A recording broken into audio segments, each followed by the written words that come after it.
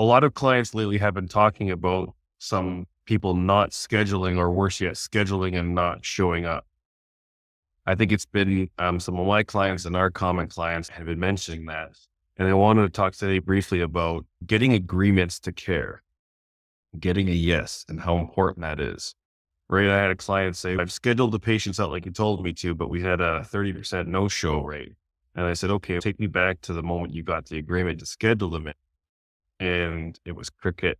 So I'm assuming he just fumbled through it and got them to book it. And they were probably saying, oh, this is a nice guy, I don't want to upset him. And then decided what to do, what they want by themselves. So we got to get agreements to care. And I like the term agreement versus compliance. Like chiropractors talk about, oh, patient's compliance, patient compliant or not compliant. And I don't like that word. Compliance means to conform or to submit, right? It's not really a good connotation. I don't want to submit to anything or conform to you. Not at all. Oh, our patient signed up for care. Signed up for what? They're not buying a house, right? Or the term conversion. I'm like, what are you converting people to? Chiropractors brag about their conversion rate. I'm like, what are we converting them to? I'm pretty sure this is not a religion, right? So we need to get agreements and talk about motivation. Okay. People are motivated or are happy to agree to something when they're motivated to do it. So what motivates patients, right? What's important to them? Their goals. Is understanding their goals and clarifying their goals. The second thing is build a bond with the patient. Gone are the days of the white coat doctor tells patient what to do and patient will comply, or right? That's changed.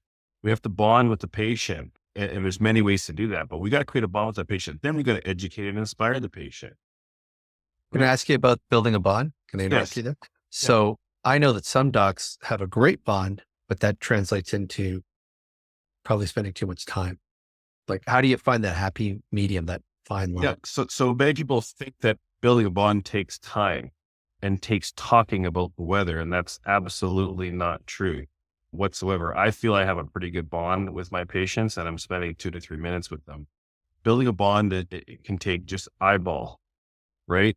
Eyeball someone when you get in there, really understand where they're coming from. Within 2 minutes, if you close your mouth and stop talking, you can eyeball a patient. You can see if they're having a good day or a bad day, and you keep your mouth closed and let them speak a little bit. So that's one good way. Remembering important information. So instead of talking about things as, hey, quickly just mentioning, how did your race go? Everything, just small things like that. Not having to talk about the race for a long period of time, but just small things like that. Eyeball. Your staff can do this as well, by the way. So that's the way we can offload the building of a bond to our staff. So the patient comes in and builds a bond with the front desk. They're essentially building a bond with you as well. So the front desk can do it for a 3 to 4 minute period. Then they come in and have a couple of minutes where they can eyeball you, have a quick conversation, get their adjustment or treatment, and then get out.